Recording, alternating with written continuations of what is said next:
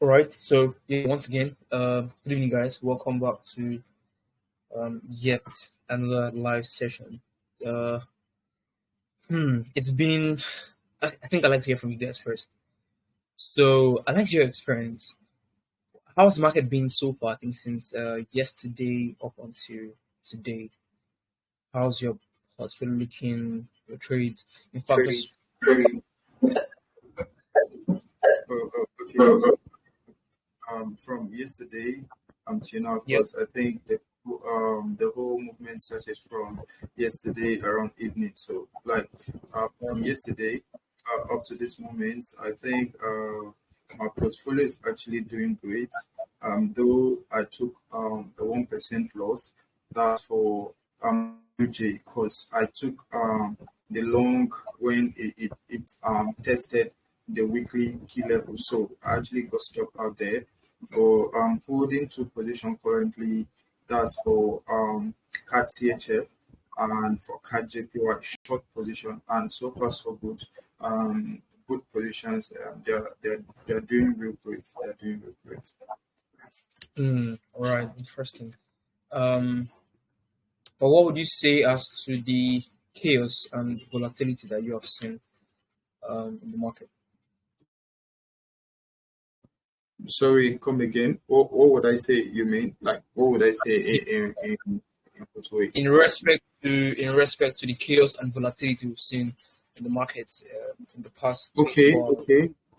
okay. Personally, what I can say is that it's actually something that it's not, it can't just be controlled by an ordinary, if I may say, an ordinary mindset, because it's not easy at all. It's not easy at all. I think just before your update on the importance of risk management, like from last night where I saw what was happening, I was like, I think it's just risk that can just save a whole lot of persons this particular time around. So that's just all I can say about the chaos and the volatility. I think a proper risk management is actually needed at this particular point in time. Yeah, that is true. Very true. It's been chaotic, very chaotic. George, what would you like to say? Um, Yes, yeah, good evening. yeah, good evening, George. Yeah, yeah. My own, I, I have hit a stop loss on a USD CHF. I was holding two positions, but now I have odd card two, so it's running for me. But for now, I'm just holding the odd card. Okay. Yeah. Yeah, USCHF stopped. USCHF stopped out. It was yeah. Let's go on to the charts. All right, it was chaos. It is chaos. Uh, let, So, Kesa, sorry to cut you in. Though I didn't actually take a look at the fundamentals, like the outcome, and you didn't post no update on the CPI. So I would love to know if CPI actually missed. So that's what I would love to know. okay. Let's CPI. Let's see. Um, all right. CPI. Hmm. Today. No, not Uh, today. I meant today. I think today was ADP NFP. I meant that was yesterday. CPI was yesterday, Wednesday, I think. all right. Let's sorry. Let me share my screen now, and let's check that.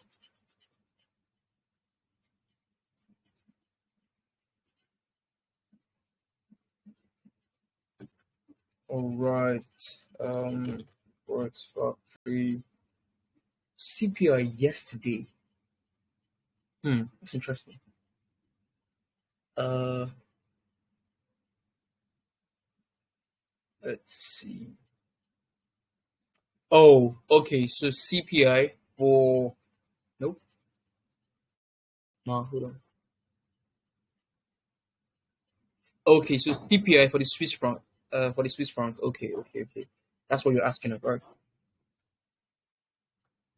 Oh, for the Swiss franc, not for Oh, the okay, because I was pretty sure like the dollar did not have um any of these.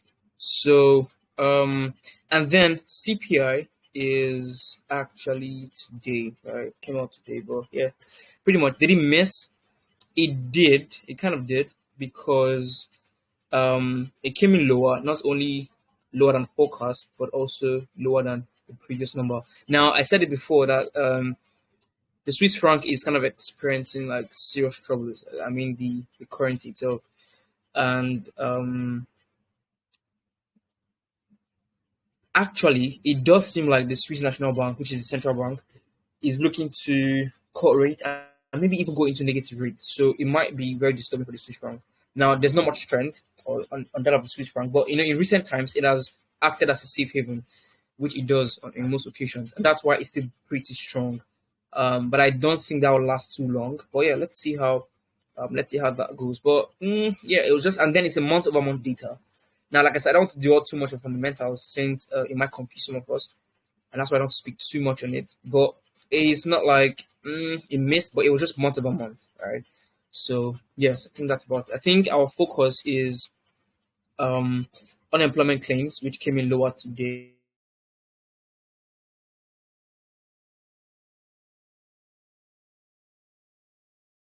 Was actually good. Is actually good for the currency, US dollar. But at the same time, we have yeah, services PMI also coming in lower, kind of missed badly too. So it came in at 50 from 53.5 and also lower than expectation. So today is actually, I would say it's been a mixed day, but it's still like a terrible day for the US dollar, right? We'll go into the chart soon and we're going to see just how bad this has been. So it came out higher in March, right? I mean, services PMI came out higher in March and came in lower in April, right? So it's a miss. So that's why you see that this is the actual data for March, and that's why it stands as the previous for April right now. So it was a miss. Although this came in lesser, which is good, but it's still like kind of mixed. But that's not really what the market is caring about today, right? It's something entirely different. Now, as we know, yesterday around 9 p.m., the president came in and spoke and listed the tariffs on various countries. Now, I posted that update yesterday, so we saw the list of countries that were imposed by the tariffs, and I also give us a summary of what happened in the speech or what the effect of the tariffs look like. It's a big deal, quite frankly. Now, of course, you guys have seen the reaction to the news. Now, before now, most traders said that the market was pricing in these tariffs, but you know, it happened yesterday, and the reaction from today is just showing us that the market did not price in nothing because we can see fear and panic right before our very eyes. I think the last time we've not had any news event this year. I think it's the first news event that kind of like shook the market really well. I think the last time we had such news events was in July when we had the Bank of Japan raising interest rates and that whole dump that came after that. So I think since then the market has been fairly cool. Um, since that time. So this is the first one for the year. It's a serious matter, and then it kind of shapes up what might happen in the next few weeks and months. Once the whole thing about the tariffs go away. So this is why I said risk management is so important, right? So important. Now I still have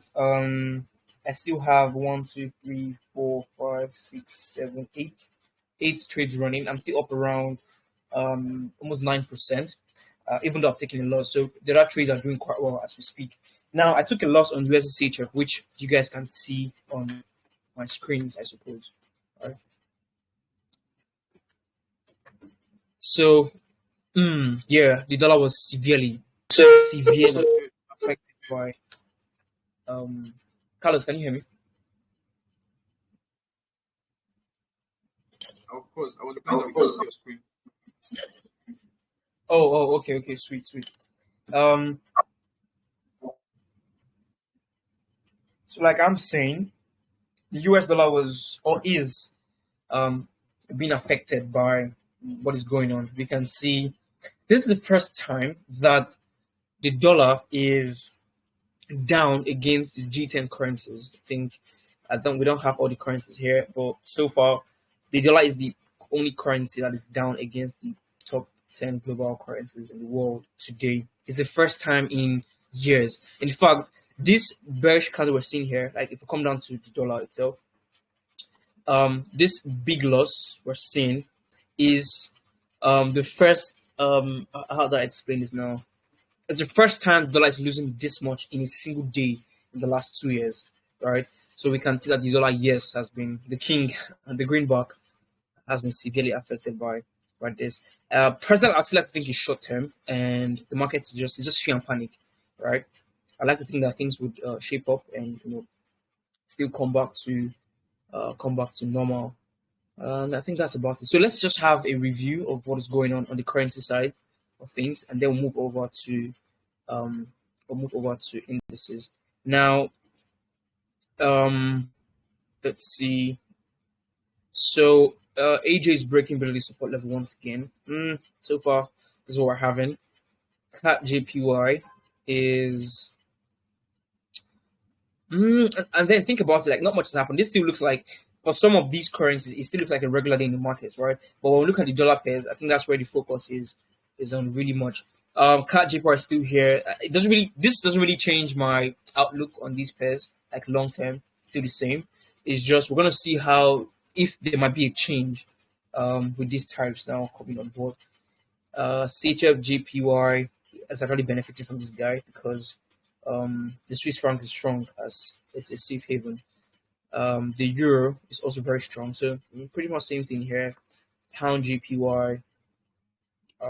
Now we're breaking this guy, and this is what I was trying to say in the last meeting we had. I think Yusuf was here at the time, and he asked the question. I was referring to some of these levels, and I said if we just have this smooth move to the upside, like price just bounces and continues, that's fine. But if for any reason price would need to break some of these levels, then you might take a loss trying to buy pound GPY from here. That's the only thing. I'm still long. I still hold my long positions from down here, and yeah, we'll see what happens. NJ rejected this key level. Of course, as we see, it's just clear reactions from the tariffs. Now, I like the market to settle in first, like for a few more days, maybe even weeks, and to see how the data that comes out kind of aligns. Because I said this before that for the most part, most of these currencies and the market is basically driven by sentiment right now, not really data, not really like the fundamentals, just mainly sentiment. So sentiments right now is not really aligning with the fundamentals or the data. And that's why, but then the market is, like I said, is thriving on sentiment. So maybe as time goes on, because tariffs has been like on the cards, right? So maybe when the effect of the tariff starts to fizzle out little by little, maybe then the attention focuses back on the data, and then things might now switch back as they ordinarily would go.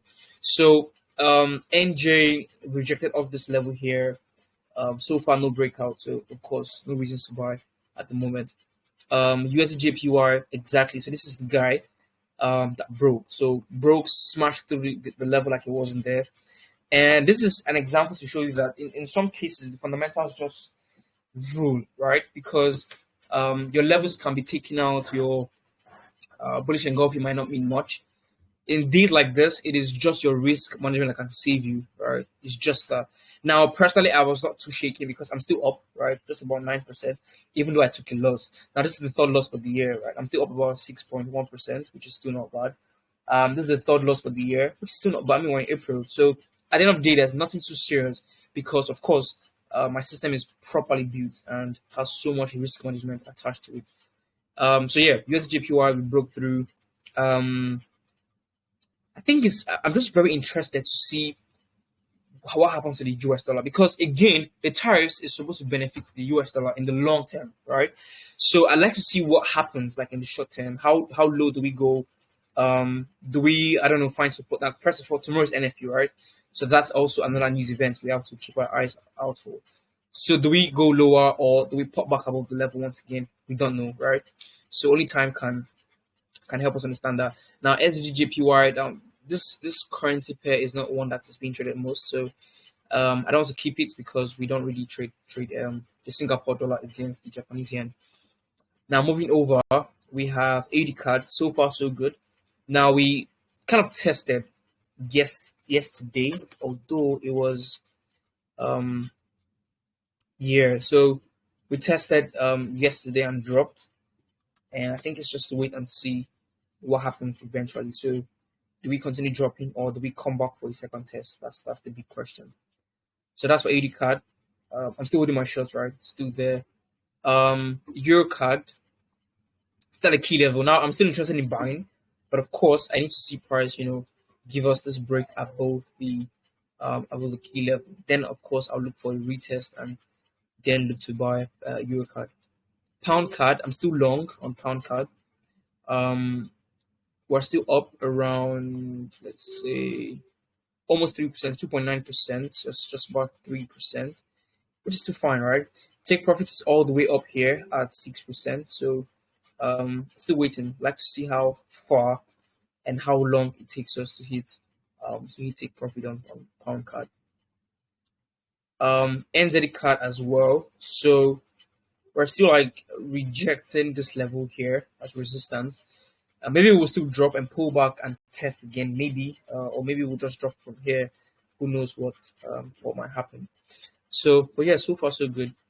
USD card. So again, like I said, the dollar is being affected. So if you look at every single dollar pair, you'll find out that it is severely affected by what happened yesterday.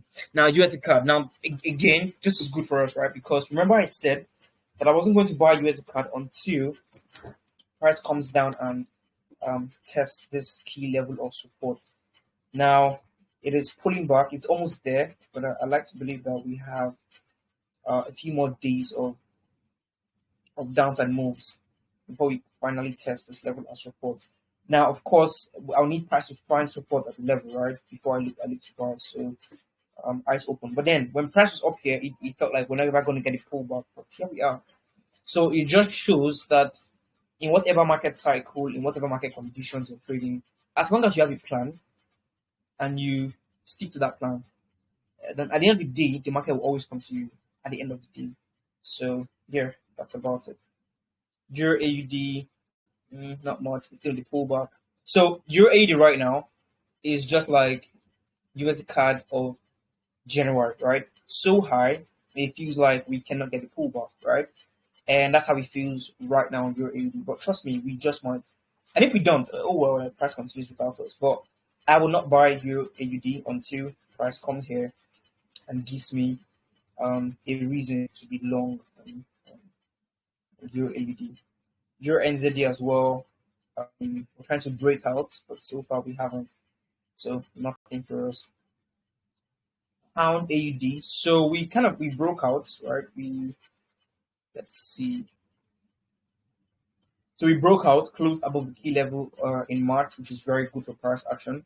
So of course, what I'm waiting for now is a pullback here in April or maybe in May to then go long on pound AUD. So I'll be looking for something like this, a pullback, a retest, and then I'll look to go long on pound AUD.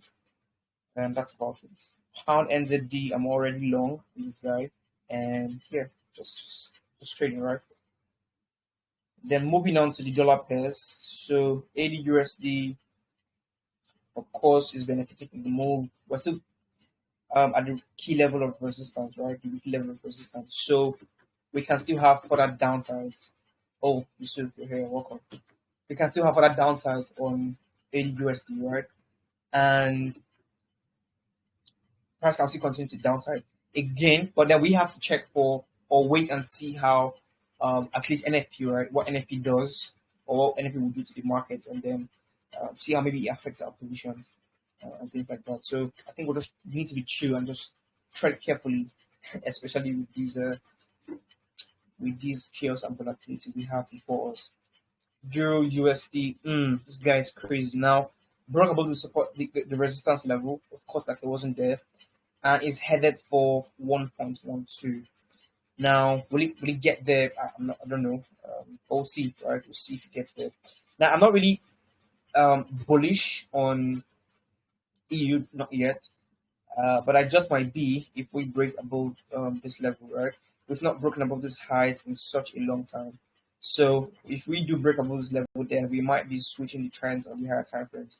And this is why I said I don't like to just switch my bias on any pair or asset. I like to make sure that the overall trend is also switching sides, and so that I don't get caught up. Because I like to trade the longer term moves, so I need to be on the side of the longer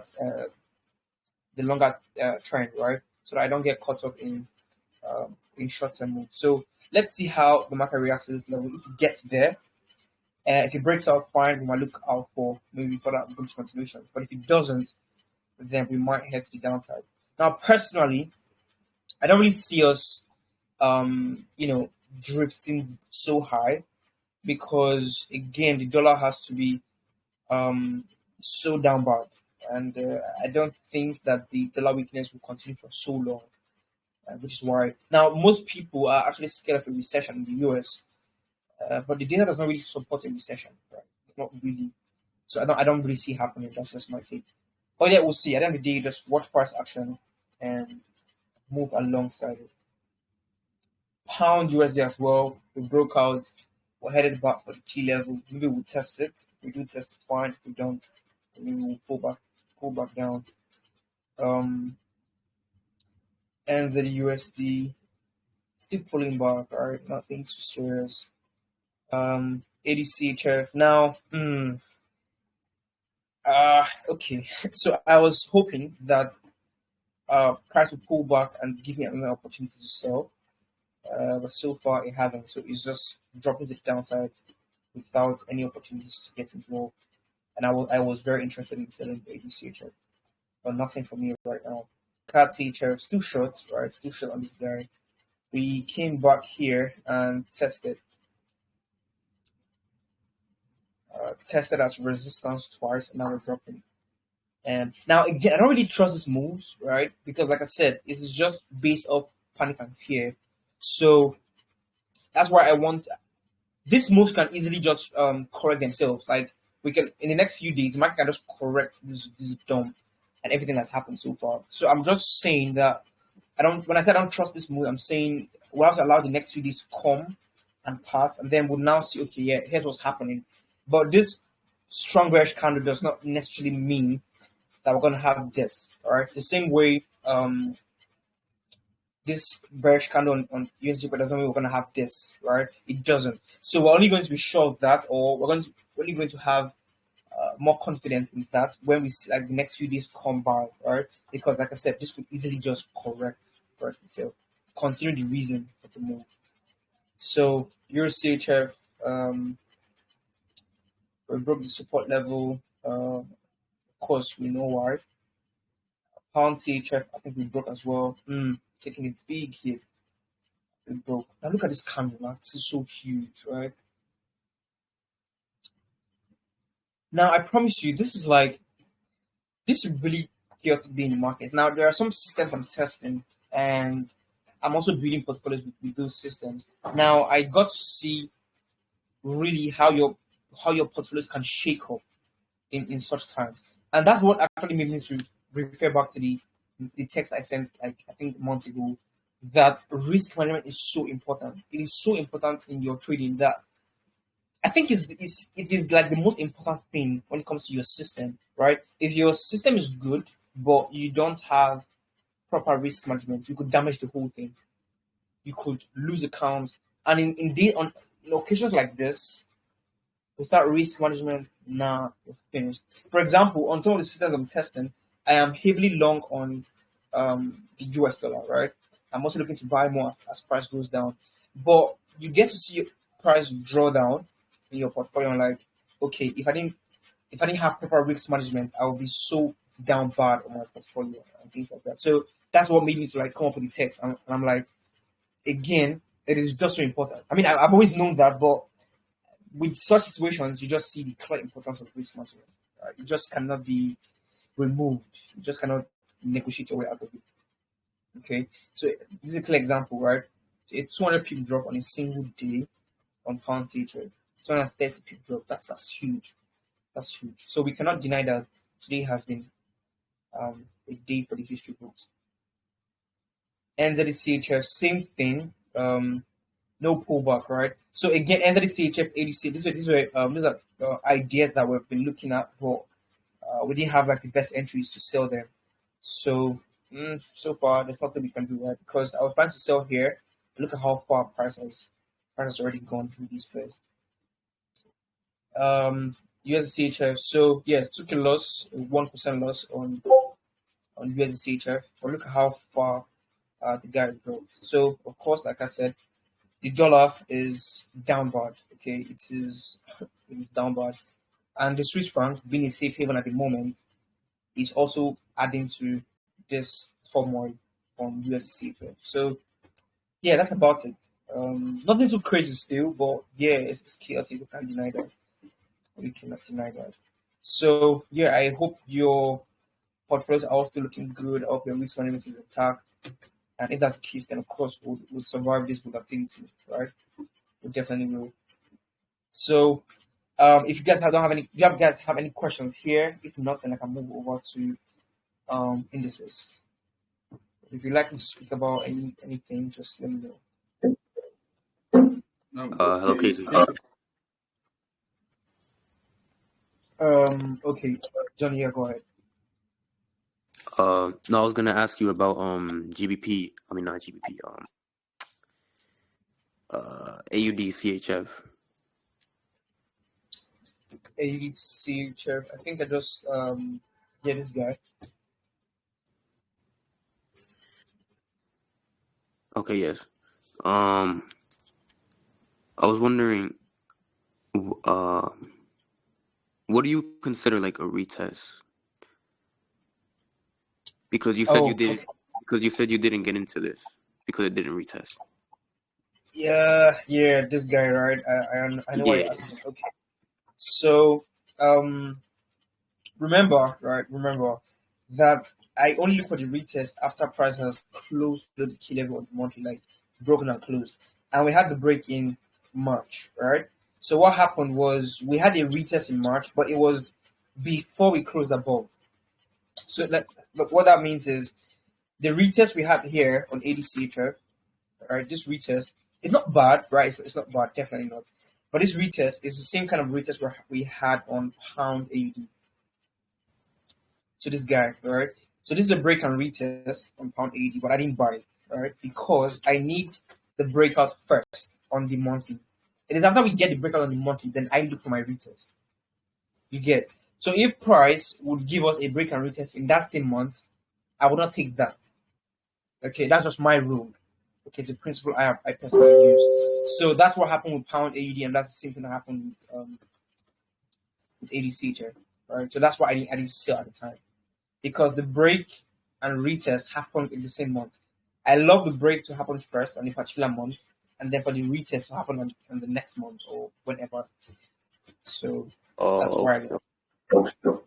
It's not like it's not a retest, it is, but it's not a retest I will take. Not that it's wrong, but yeah, because according to my rules, I will not take this. I will not take this. But I've been also gathering data, right? And to be honest, it is the data that made me to make the adjustment, because before now I don't consider as long as a break and read, I'll take it, right?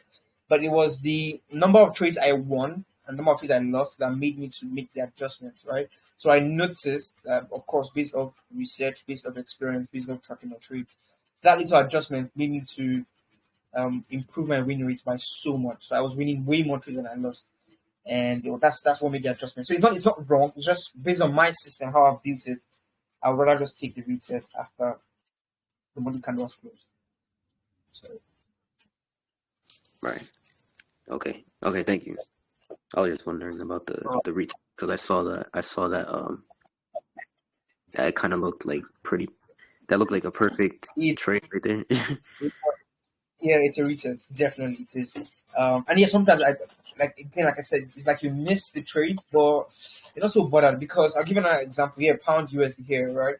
So this was a break and retest. I didn't sell this guy, dude. Right? He played out, but I didn't sell it. Okay, so Mm. I have to understand that by following rules, like think about it, right? When you have certain rules you follow, you will sometimes see opportunities that you think would play out, but you don't take it because of the rules you set in place. It's just how it is. By following certain rules, you would miss some trades. You would miss certain trades that you would ordinarily take. But then you don't have to feel bad about it because you are trading based on the rules you have set. Does that make Right. sense? Yeah. Right. Exactly. Right. Sticking to your plan. So exactly, that's just all. And yeah, that's why. So pound and USD is an example. I insert guy. And yeah, just a couple of examples like that. So Right. Okay. Thank you. of course, yeah, Carlos. I think you also had a question.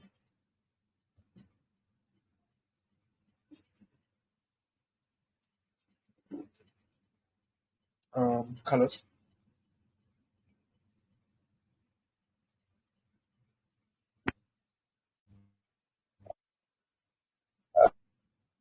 Had a question. Yeah, I do.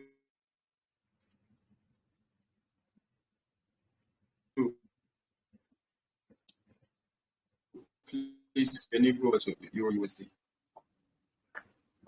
Okay. I said Euro USD. Can you go over to Euro USD, please? All right. EU. Yeah.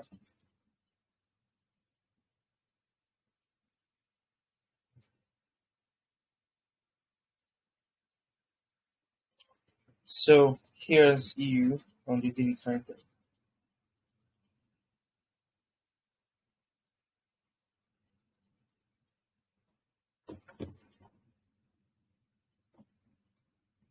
Uh, Carlos. Yeah, can you hear me now? Yeah, I can. It seems like network. Yeah, sure. It's my network. So I was talking about Euro USD. You should go over to Euro USD, please. Yeah, this is EU already. This is EU on the daily time frame. Uh, I will have to leave and come back again because I can't. It's not updated here. A minute, please. Oh, okay. Just do that.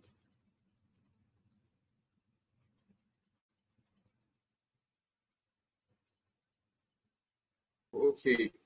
I can see. My question on EU is your bias at the moment because when you were going over Euro USD, you are not looking at loans, but for the past few months, you've actually your buyers have actually been going short on Euro USD, but currently you are looking at going long on Euro USD. So my question is this: a break above 1 point.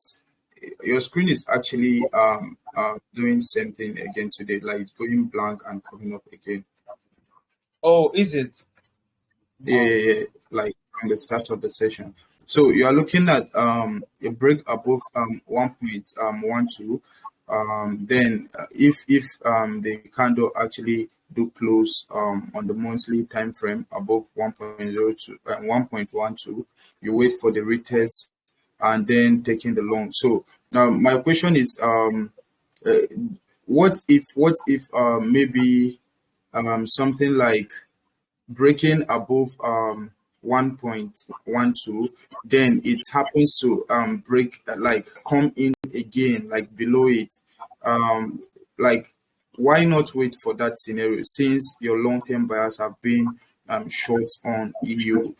Right now the bias is being cheap to long. So that's my question, because to me I can see that it's like kind of um short sales, like it's long term sales. I think this from 2022. Yes, it have been on the downside 2022, maybe from 2023 that it have been on the sideways movement. So my question is maybe even if it goes above 1.12, how about waiting for a break below, then maybe now a retest on the 1.12 to go short. instead of changing the whole bias to long. So because you also said that you can't be betting against the USD, and whatever is happening is yes, it might actually be short term. So now switching the bias to like longs. So I'm just like curious about that.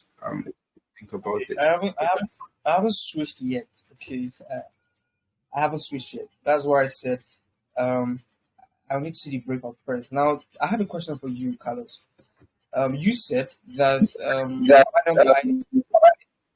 why don't I wait for price to break out and break back in? The question is, why do you think that when price breaks out, why do you want price to break back in? You see, this is what I was trying to say about having an open mind when it comes to the market, right? If the market breaks out, why do you want the market to break back in? Because you're suggesting that. Why do you want? Yeah, because personally, I would actually when that happens, it's actually in line with like my long term bias on the market structure. So that's why I personally want it to break back in, though it's not a must. That's actually what me I want, but it's not necessary that the market will do what I want. But that's what I will actually like to see happening. Do you know? Do you know the problem with that thinking? The problem is you're not keeping an open mind, okay? And when you don't keep an open mind in the chart, it is also why we miss trades or we miss out on trades. Let me give you an example, right? If market breaks out, Hello. okay. Yeah, Abdul. Yeah, I'm sorry, please. I'm just joining. I actually came late today, please. So That's okay. That's okay. But can you hear me though? I can hear you. I can hear you. All right, cool. All right, so just stick around. So yeah, I was saying something. Colors. So if the market breaks out, right? Remember these are breakout at key levels. Okay, key levels. If this market breaks out and it pulls back, now because you want the market to break back into the level for you to look for sales, you might miss out on this if this happens.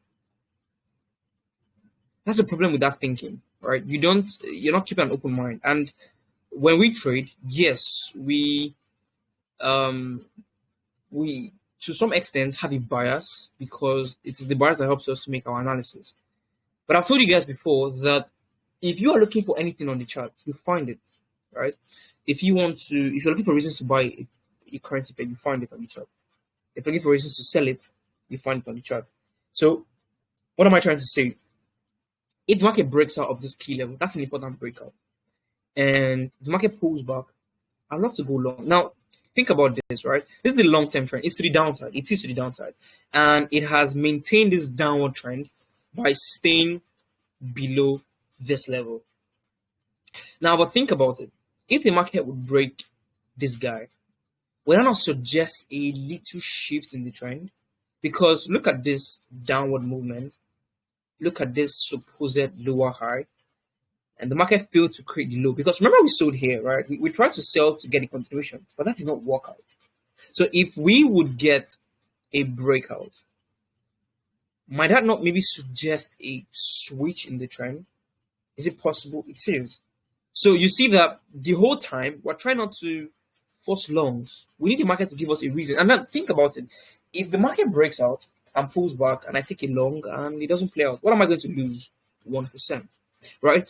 What this helps me do is it's not like I can't take losses, okay? But these losses are very rare. Not only are they rare, but it just helps me see that okay, something serious is happening in the market. I mean, for the market to take me out, it means that we're broken back below the trend and we're back into the downside. And that's fine. I cannot look for a short opportunity to the downside. That's okay. All right. But if the market breaks out and pulls back, I don't have any reason not to buy. Because if I don't buy, it would mean that I am seeing my setup, but the market is speaking to me, but I am refusing to listen. I don't want to hear its language, but I want the market to speak my language. And that's wrong. That's not the notion we want to have. Okay. And that's the problem with some traders. So I think we have to always keep an open mind. Okay. I want I would prefer that the market continues to the downside. I would prefer that. But who knows? I mean, the market might break out. It doesn't what I think, right? So again, let's just keep an open mind, even though we're looking up for sale. And then remember, it needs to break out. We've not had to break out yet, right? So there's no need for panic. All right, there's no need for switching sides. That's why I said if it does break out, then that will be a very big thing. Because think about it, right? A breakout, and I've said this before, that when you're buying a currency pair, you are in effect saying that this currency would strengthen against the other, or this currency would weaken against the other. Now, by if EU breaks above and wants to continue, that would mean that DXY has to come below 100. This is a very important support level, right? DXY has to break this guy. Now, what will happen in the US? How bad will the economy get? And then think about it. Like I said before, the US economy is still like the most what's the word? The most lucrative amongst other economies. So how bad will it get in the US? And then if this would break, it means that it is breaking not only against the euro, but against the pound, against the Australian dollar, against the New Zealand dollar, against all other currencies, right? So something needs to happen in the US economy for this to happen, right? I don't know if you get. So you see that for this break to work out, we need to see it in the fundamentals, right? Okay, series of bad data upon bad data. Maybe they go into a recession. Maybe you get. So it is on such scenarios that it would make sense. That's why I say at the end of the day, it's patience. We're not deciding what to do. Okay, we're just staying calm and allowing the markets to speak to us. If it does break out, then something is happening in the market. It's just how it is. Okay. So I don't know if that point is clear. So I've not switched my bias, but Okay. I get your point. Let's go back to where is it? I think 2023. I would love to know the reason why you didn't take the loans. Somewhere around I think that should be July. Yeah, because that's actually maybe what happened early 2023 wasn't like really a proper retest, like the very first retest that tried to come. Yeah. So maybe you couldn't consider that as a retest, but the second scenario was actually a proper retest. Or you didn't take the loans there. Well, I don't know if you actually took the loans there, but from what I can see, you didn't actually take the loan, though it's actually like the exact setup, like break above, then a pullback, a retest, and this actually happening at the key level. Just the same thing you're waiting for at 1.12. I don't know if you get my points there, and then okay, if actually it is that you didn't take that, what is now happening? I think this year, like we can see that from 2025, it's now above 1.05. So to me personally, this month April, the candle is already bullish. How about if it pulls back to 1.05? Would you be interested taking those loans, or would you still hold on to your bias of going short? Like because like currently you are saying that if 1.12 breaks above, then it retest, you take the long. How about this April? Like the candle pulls back, or maybe not probably this month, maybe May, June, July, whatever, it pulls back to 1.05. Would you love to take the longs from there, or you would just stay and watch what happens if it will break below 1.05? Please. all right, fine question. So first of all, why did I not take these loans, right? That's the first question. Yeah, of course, because the first scenario wasn't a proper retest. All right, cool. Now the question is, was this a break and retest? According to the rules I've spoken about, my rules, was this a break and retest? Of course, I would. Yeah, it is. Now hold on. But do you notice that we first of all hit the key level before coming to test? Did you factor in with the key level? Okay, Exactly. I just saw that now. Now, secondly, I wasn't going to buy this either way, right? I wasn't going to buy this either way. Now, again, at the time, we were still bearish, right? We're still bearish. Remember, I need to break above 1.12 to buy, not a radius of 1.05. Which brings me to answering your second question. If we pull back, your question is this: if we pull back here, and would I buy this, right? That's my question. That's my question. I would not buy this, okay? Because now think about this. We're moving sideways basically, right? We were consolidating before we broke out, all right? So if we turn around, that's still inside the consolidation, right? If I'm buying this, yes, to break and retest, but then it starts to go against the overall trend, because now here's how I would look at this, okay? Here's how I would look at this. Now, because I am still looking out for shorts, okay, if we come down here, all right, so let me just use a path to draw this. So if we, for any reason, come down here, I would expect this to happen instead. You see, I'm still following my rules. You get, I will not buy inside the range. I will not buy inside this range, because then I'm just trying to catch an inverse head and shoulder, because this would be the left shoulder, this would be the head. I'm trying to catch a reversal and move to the upside, and we're not having that upside move yet. I don't know if that makes sense. So I'm not trying to go against the long-term trend, because as long as we've not broken 1.12, I don't see any reasons why I should be buying, because that is against the long-term trend. We need to break 1.12 for me to even factor in buys. All right, just a break above 1.12 then brings buys into the picture. Without that, I don't have any reason to buy. So I can't fathom the thought of buying until we break above 1.12. That's the only time I can just maybe think of it. Of course, looking at the sentiment and fundamentals. But again, all right, I will not buy if we come back and test as support, or if we pull back from here and test. I won't buy this. Okay, I would not. Instead, I'll be waiting for price to break back up below the key level, because then it'll be like, I took my first short here, it didn't work out. I'm waiting for to take the next short, right? Which would mean that the first trade was, and then I win the second trade. That's how I'm looking at it. Not to buy inside the range, right? That's not what I'm trying to do. So. Okay. Please, can you go over to the monthly time frame, please?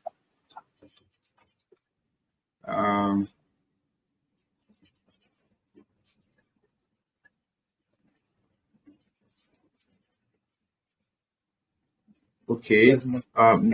Yeah. This is my question. My question is this. Yes, it's actually a long term.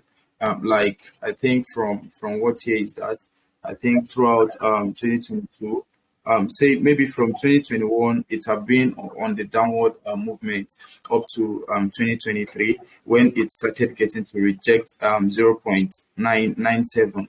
Okay, now from that level now, it moved all the way up to 0.05. When it moved up all the way up to that point, it's pulled back to retest at the point you're having your arrow. But you say that you wouldn't buy that, because maybe like 3 months before the retest, price already hit the key level. Okay, fine.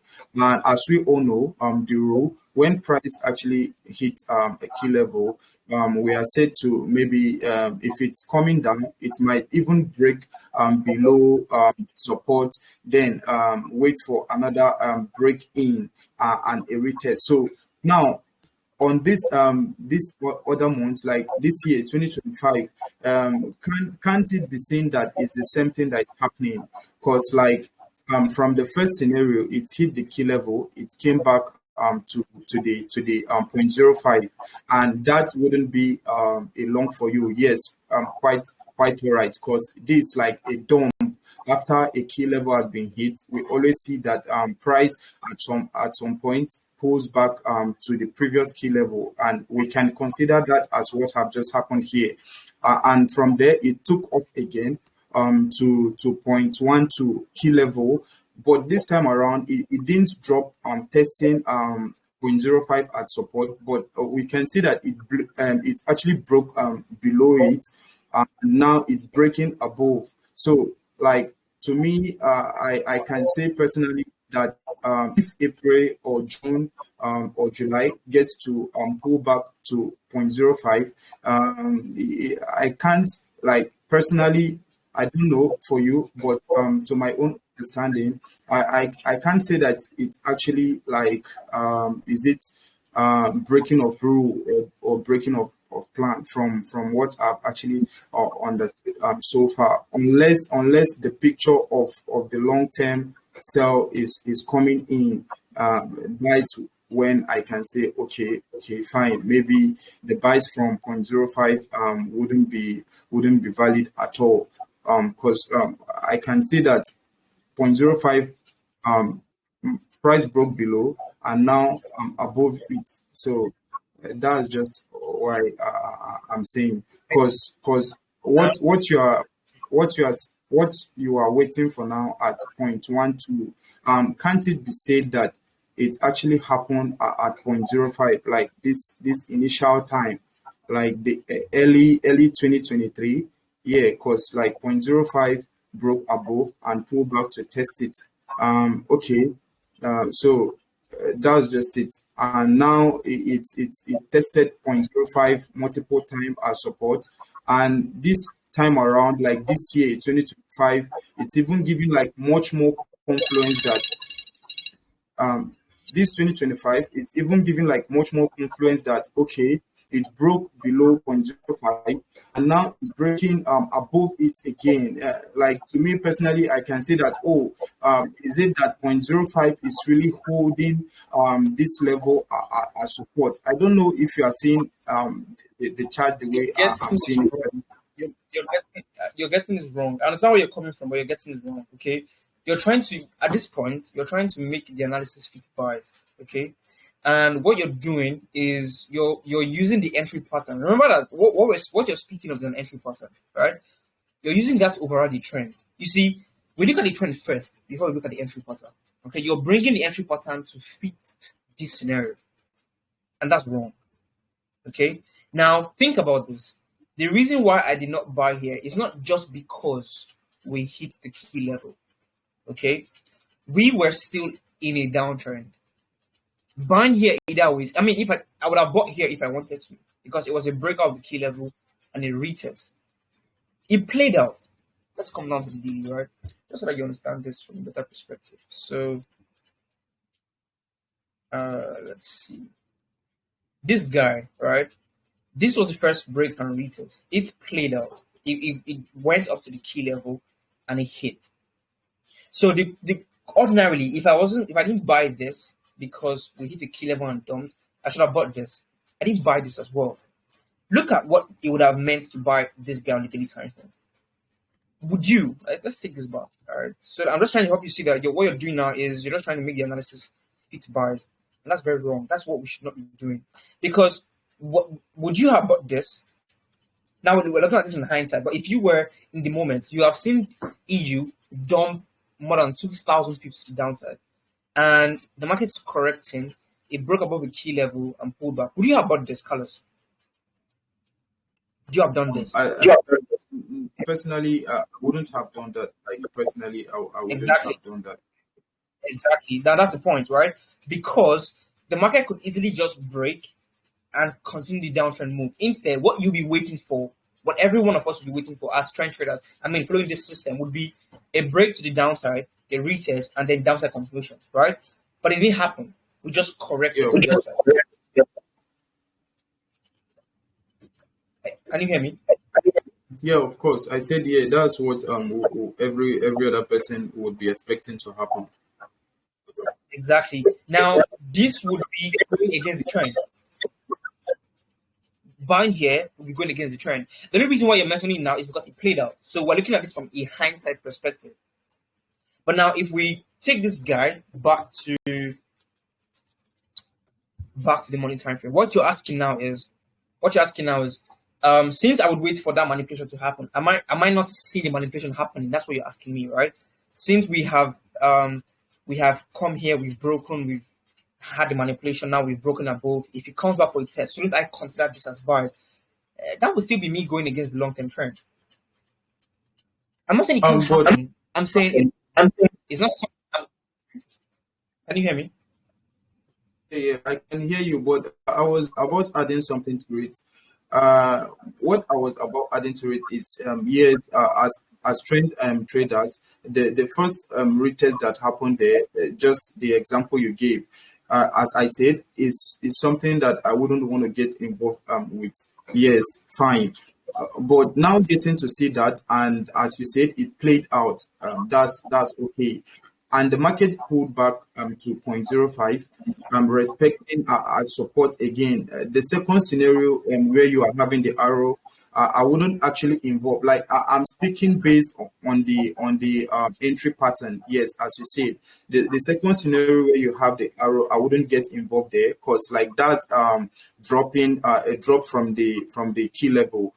But what I'm not talking about is what we have at hand, like currently, like after the first break and retest that played out, should like be like okay, even if you miss that, because you are scared of the overall trend, No, overall no, no, downtrend. no, no, no. That's why I said you're getting it wrong. I'm not scared. It's not about being scared. It's about following the plan. Okay. So understand it that it's not. You're trying to make it work, right? You're trying to make this analysis work. You want it to. You want the bias to work. That's why you're making sure that all the words you use would make it fit. But that's not how you analyze the market, right? Because let me walk you through what happened since then. We have been moving sideways on EU. This is it, right? We have moved sideways. What it means is throughout this time, EU did not present any opportunities for us to take a trade. True or false?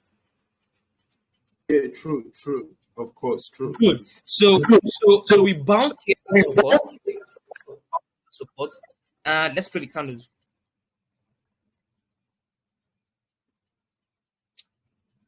So we bounce here support and boom, we have the retest. Now this is the first breakout in years. This is the first breakout since 2022. It's the first breakout to the downside. So we got involved for sales here. Why? Because we're looking for the overall downside continuations, right? So this trade did not play out because as we see, it broke out. Let's see. Good. It broke out. Now it has broken back into the range. Does that make sense? It has broken back into the range. Now, I don't have any business trying to look for that entry pattern. That entry pattern you're speaking of only comes in. It's like it's when we're dealing with the everything is in place. So we're trying to now work an entry pattern. Now we are not in a position to take buys. So you're not supposed to be bringing that entry pattern to make buys work. I don't know if you get it. Because that entry pattern is simply a head and shoulder or an inverse head and shoulder. It depends on the context, right? Where the first test doesn't work because of support, it breaks back above and test again, right? So you take that break and retest. What you want to do is this. So let me play the candles now. Let's see. Let's just take it back to this point. Now, what you want to do is make sure this guy pulls back to the downside, and then you want to buy it here, right? And something like this.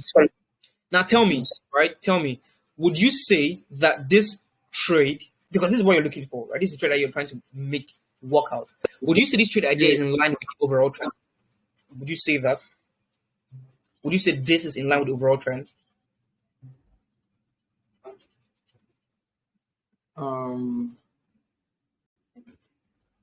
Can I see the left part of the chart, please?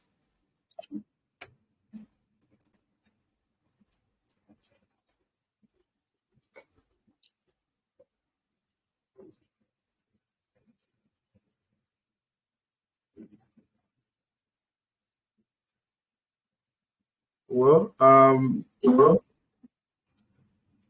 from like long-term trend, it's actually on a downward movement. Like I'm saying from my own understanding of the market so far. Yeah, you actually have gathered much more experience than me, but I'll actually get to explain this as it has been ranging for years, just as you said, and everything I'm saying is trying to fit it in with the entry pattern and the strategy. Like yes, it has been ranging for years. But when it broke below, looking for the retest so that one can go short, which we all did, but it didn't play out. I'm not trying to like at this point, like looking for sells and looking for buys at the same time. I'm looking at it from like the monthly perspective. Can't we even say from that monthly perspective that it kind of is it a breakout? Like it's not really like I don't know if you can go over to the monthly time frame so that you can see what I'm talking about on the monthly time frame.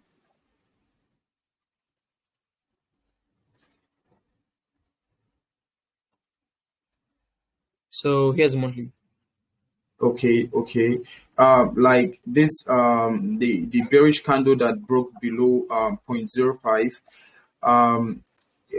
won't like at this point. Personally, okay, maybe you can ask me the question: is it because I've seen what have happened in recent time? I know that's the question that will come from you, but like looking at the charts right now, it can be considered as, if I may say, a breakout. Yes, that's what I can say that the bearish candle can be considered as. And right now, it's like trying to still maintain this 0.05 as support, just as it have been like from 2022, as you said.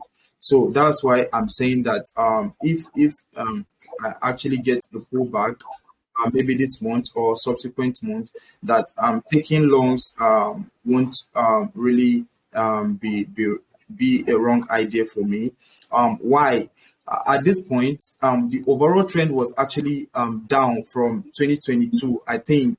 But I think for the couple of years now, we have seen that it have actually been or on the sideways movement.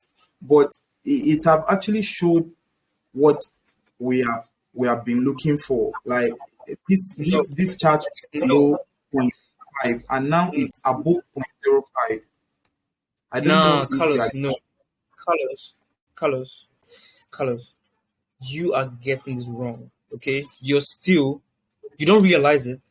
Okay, you are still trying to make this fit into buys. That's what you're doing. You don't realize it. Okay, but that's what you're doing. Now, you guys don't get me wrong. I'm not saying that this can happen. It can in fact happen, right? But this is not in the plan. This is not in my plan to buy or sell. Does that make sense? Like you are just you're speaking from a perspective so that if price comes down here, you'd buy, right? I'm not saying it is wrong to buy, but then the question is this in your plan?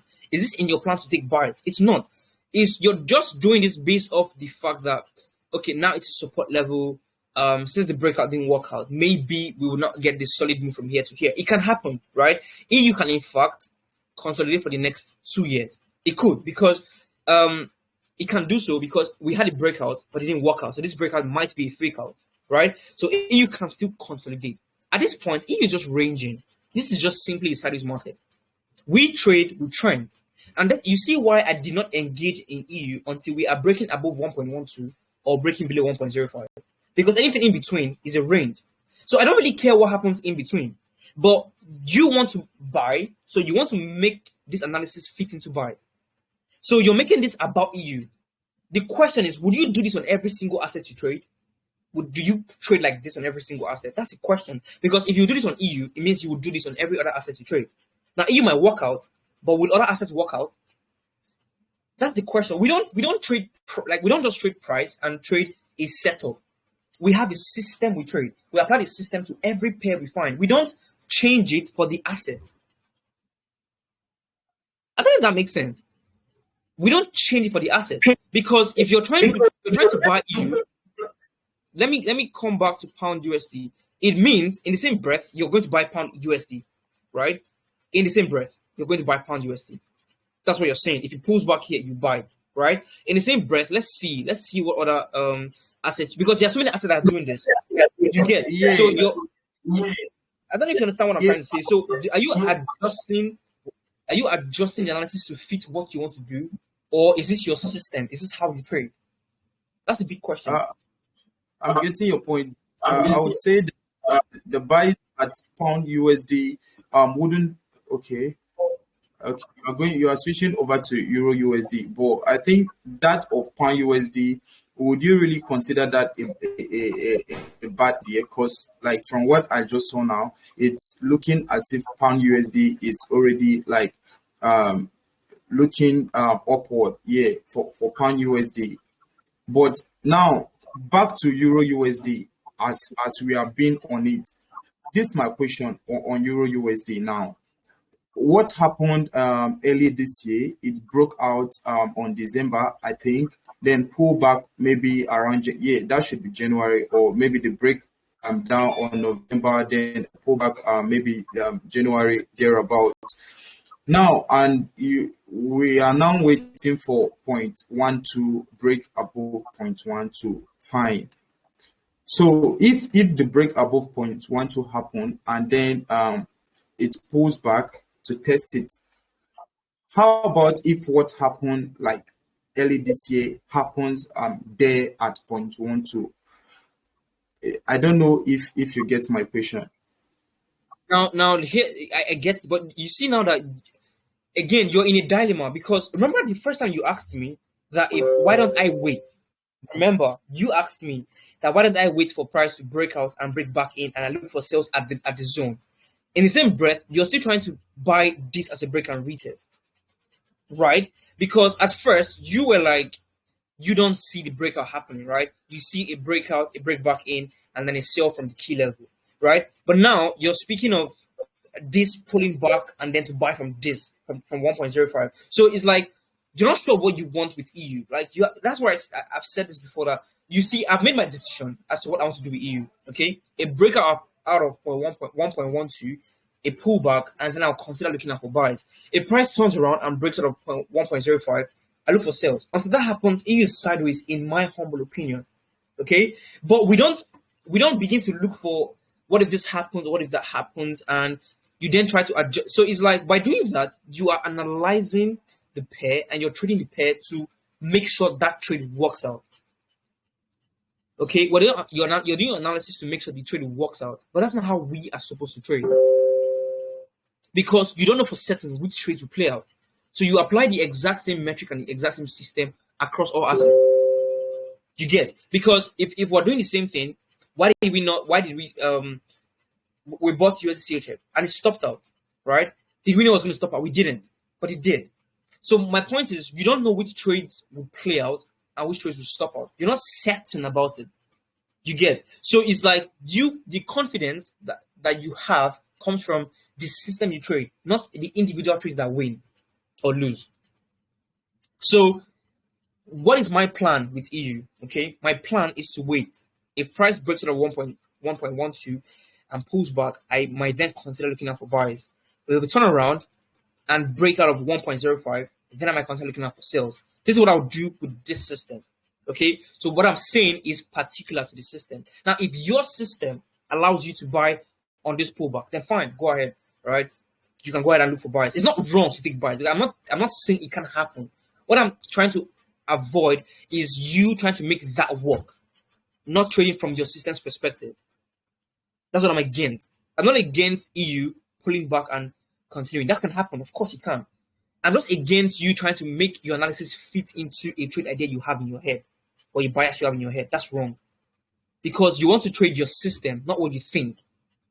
So you don't think about, like, I don't know if you guys get it. I don't think about the analysis. It is, they have to play by the book. They have to play by the system. If it does, fine. I don't have to think about what I want to do on each scenario.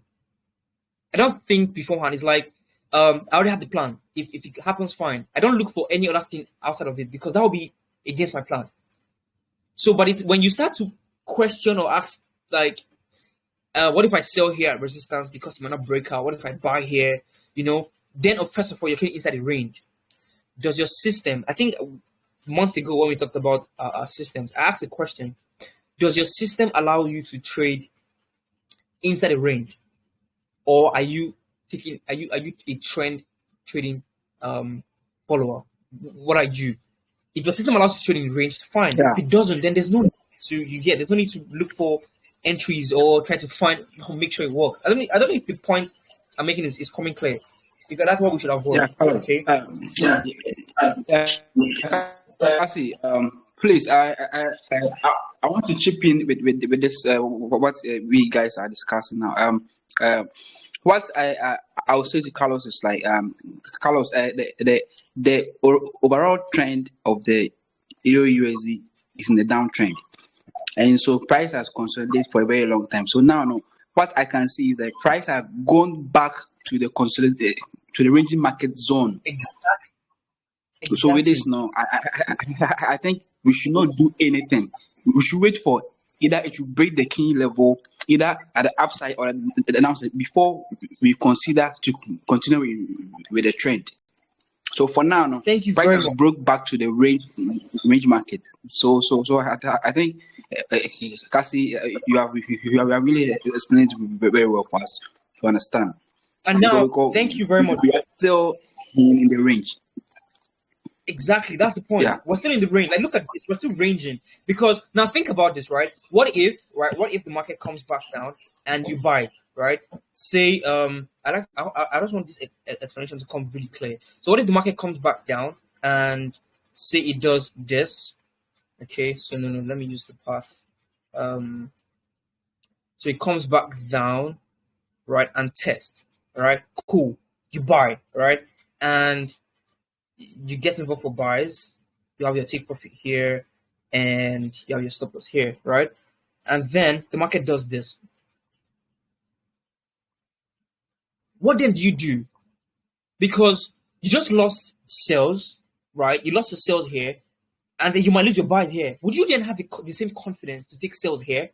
Because now it's like, oh, I would have just waited, right? I just waited for the breakout. But then you're buying here. It's not wrong. I'm not saying that the market would not bounce from here. What I'm saying is, if you're not trading your plan, then it begins to affect you, because then you take two losses that maybe you didn't plan to take. And then when the market now continues to the downside, if it does continue to the downside, you may have missed it, or even if you take it, then you're using this win to cover for two losses.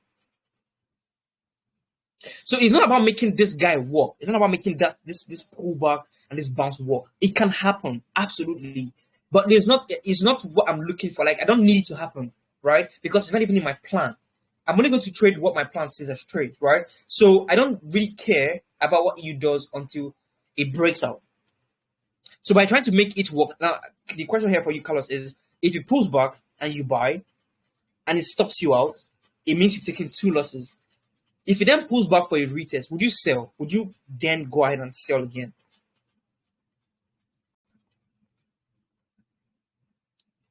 Do you understand my question, Carlos? Yeah, I get your question. I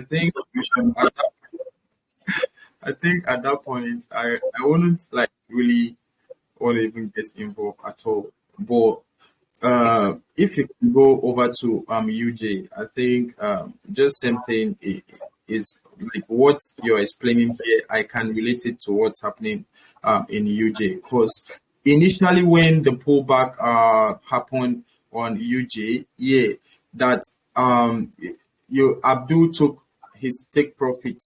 I think I got involved with the buys on UJ there, which I actually got stopped out.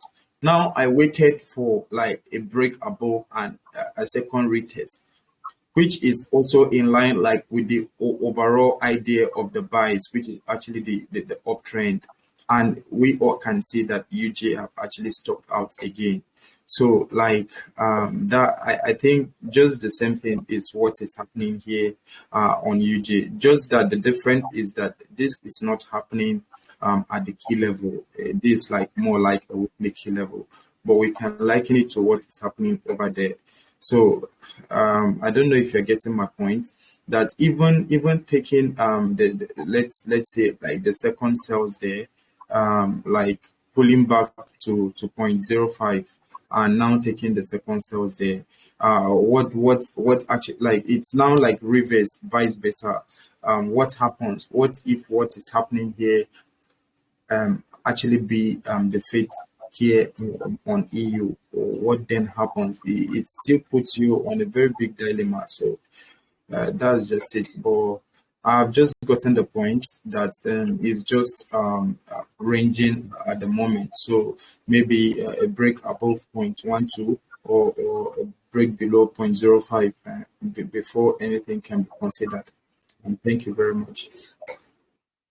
All right, wonderful. Now, let me give you an example here. So, this is 80 card, right? And look at this, right? I sold here. Now, if you guys have been following, I bought 80 card, at the end of September, right here. Now, I did not engage in 80 card within this range until it broke out. I didn't engage with 80 card within this range until it broke out. So it broke out, and then that's when I got involved. So it's like EU, right? I need certain things to happen before I get involved because at the time, 80 card was still in a downtrend. So I needed price to break out, like break out of the key level for me to think of looking for buys. And even then, I was caught in a fake out. Even then, I was caught in a fake out. But the difference is, I was only doing it because we were breaking out of the key level. So that's why I said if I would take a loss, that is then going to be because it's a fake out, right? And then I can just switch back into the downtrend. That's what happened. So I would, but then I bought, right? I was going to keep an open mind by looking out for buys here. Because what if the market did not trend to the downside? What if it continued? Then I would not, because I am so bent on selling, miss out on this move to the upside. That's the thing. So at the end of the day, you see, you don't just make decisions because of how you feel. You see, everything you do has to come from your system. That's why you speak, you make your points, you analyze, everything is because of your system. And you need to have so much confidence in your system to do things like this.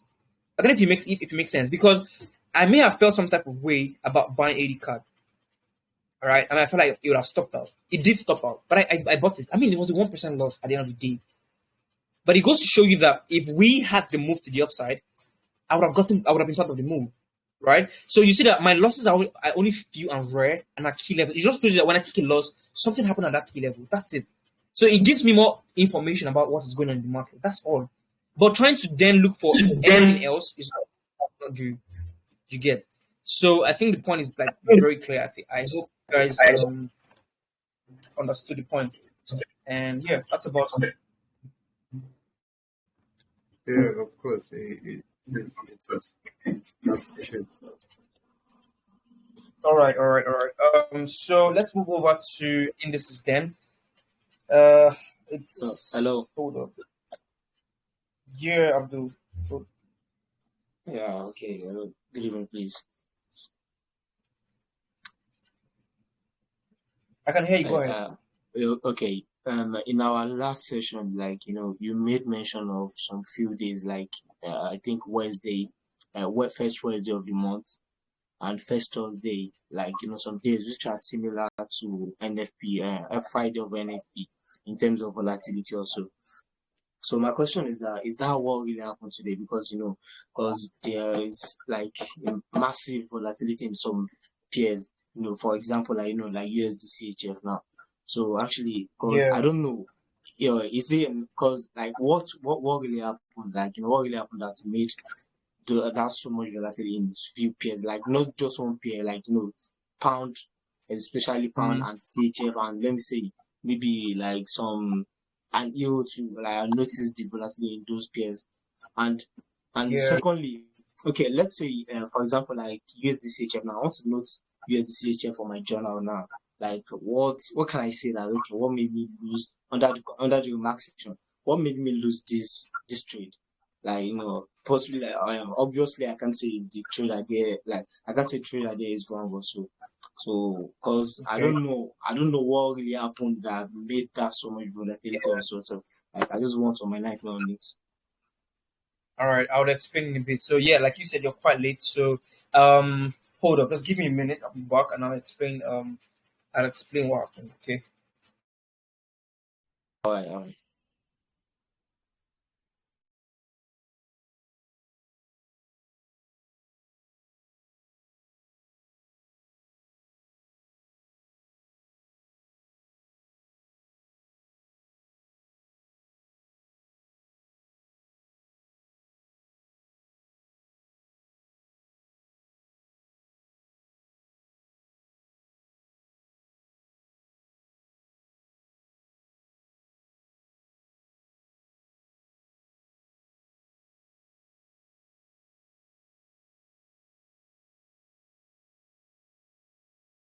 All right. So to answer your question, Abdul. Sorry, hold up. Now I posted something yesterday, which was the tariff from Trump, right, on the countries. I think 50 plus countries, and I posted what happened. Okay, like the summary. That's pretty much what's going on right now on the market, and that's why we have so much volatility. And yeah, that's why. Okay, so the U.S. dollar has been severely affected by these tariffs, and it's just a reaction. So to be honest, I'd say the market is panicking, and that's why it's just sentiment. It's driven by fear at the moment, and that's why these currencies are taking a hit. Not currencies, the dollar especially, because if you look here to the right, like I said, the US dollar is down against the G10 currencies. Okay, I think it's the first time in so many years that the dollar is down against all of the G10 currencies, which is because it is massively affected by what happened. So that's why. Okay, that's what's going on. So the dollar is affected. That's basically it. Now we'll come to indices in a bit, but coming back to USDCHF and the trade, it was just a loss. Now you cannot fault the loss on the tariffs, okay, or the reaction to the tariffs. Now it's just a 1% loss. Now personally, how I'll record this, I don't really draw my trade as I used to before now because I don't need those much of the remarks. And again, I do the same thing, right? So it's a loss. That's about it. It's a loss. I just record this as a 1% loss. Now, in your case, like I told you before, when you record trades, not every loss comes from the fact that you did something wrong. Okay, that's something you have to understand. Not every loss is because you did something wrong. Sometimes you take losses because the market did not play out in your favor, and that's about it. Not every loss is a loss because you missed out on something or there was something you had to do right. It's not always the case. Okay, so that's about USDCHF. There's not much to write. Okay, there's not much to write. This was purely from a fundamental move, and yeah, that's it. So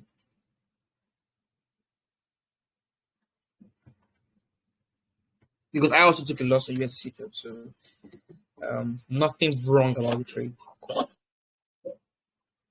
Okay. Right. So and then looking at indices now again is a free fall, right?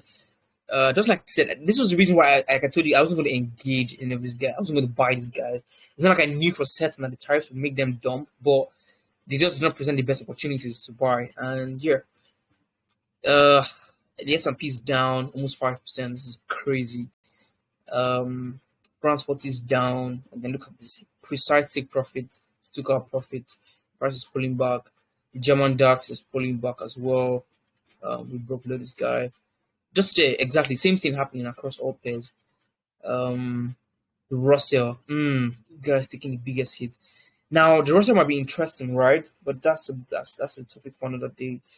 But yeah, so far we've taken a hit here. We pulled back here,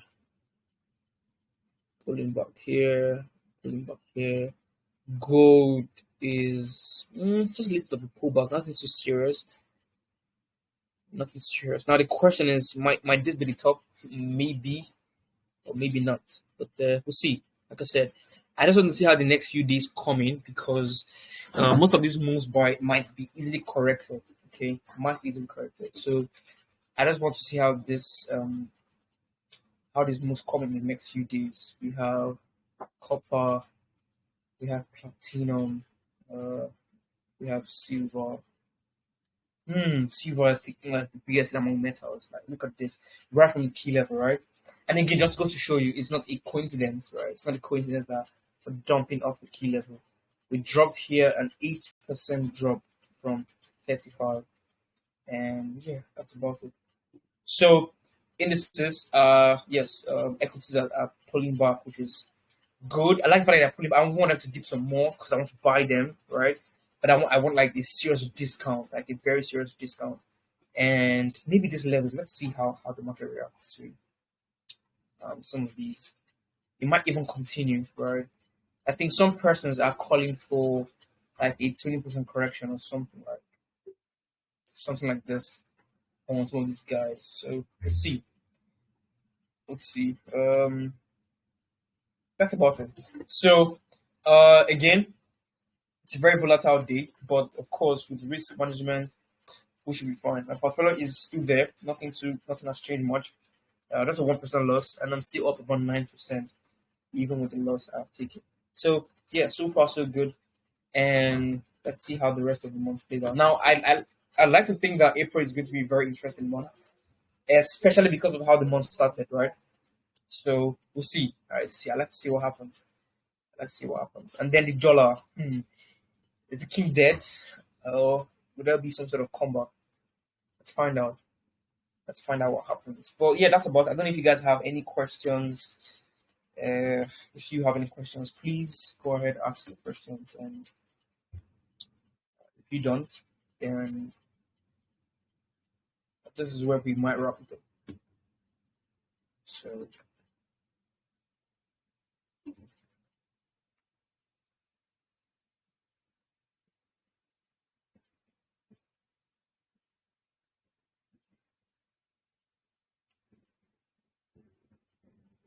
any questions?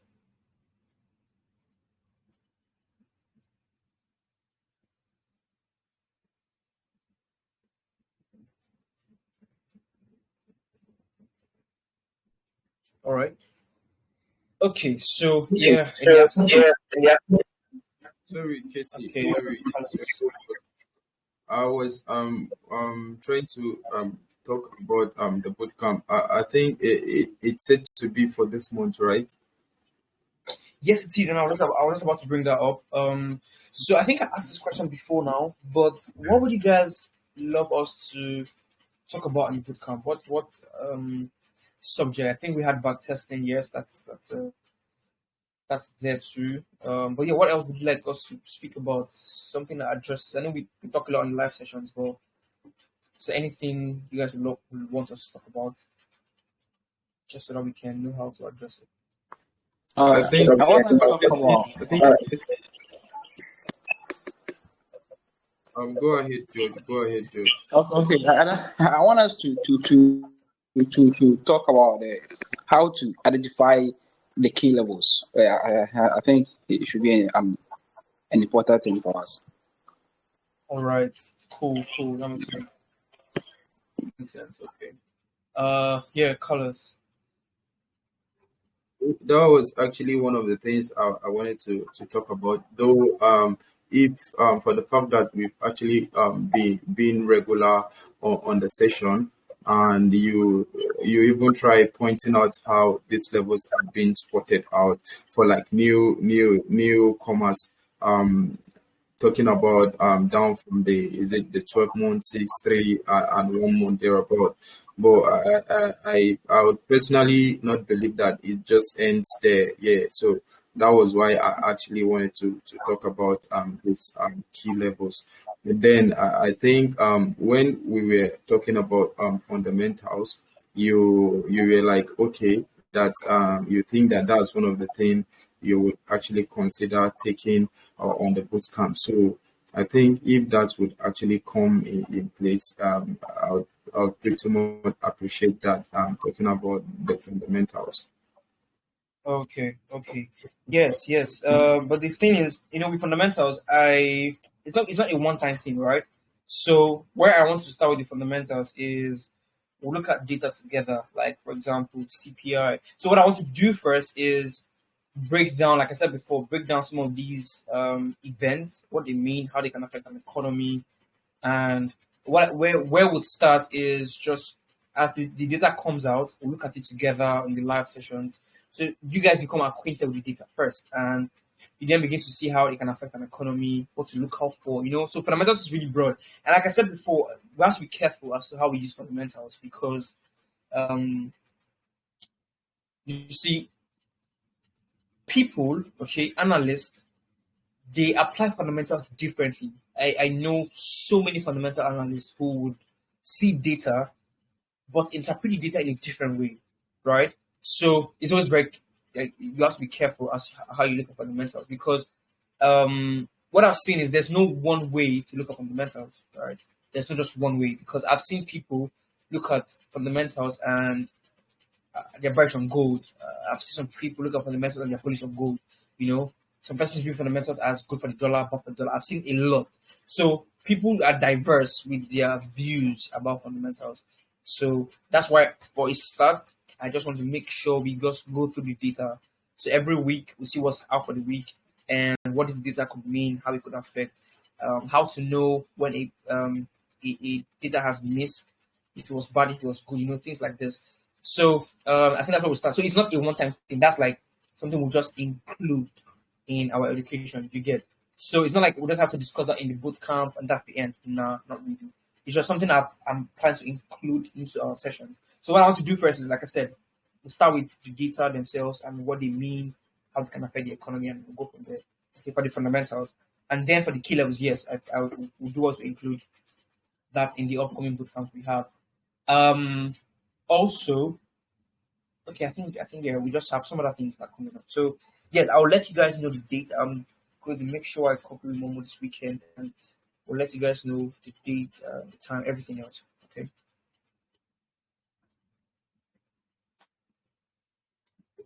So yeah, I think that's about it. So in the absence of any other questions, okay, yeah, Eva, go ahead. Okay, I don't know if it's been like you guys have already done it, but I want to ask if you can walk us through your system. Walk us through your Uh, system with few examples, and we can include identifying the key levels there too as well. okay. All right. Let's just see. Which do I use now? Let's see. I mean for like next discussion. Okay. Yeah, Yeah, I think that's. suggestions for next discussion. Oh, okay. I guess. Walking us through your system, like all the rules that go with it, and how Oh, okay. you identify your levels and what you like, how you How I identify, have. Yeah. yeah, and how you approach the market with your system. Okay. That's fine. That's fine. That's okay. So that's noted, and yes, I will make sure to do that. Okay. All right, thanks. Yes, of course. You're welcome. So, all right. Uh, Again, like I said, in the absence of any questions, then of course, thank you guys for showing up. It was a wonderful one. Of course, we discussed a lot, looked at a lot, and yeah, see what happens in the coming weeks. So, you guys have a wonderful evening, and our next session is scheduled for Monday. Okay, so I'll see you guys on Monday. All right.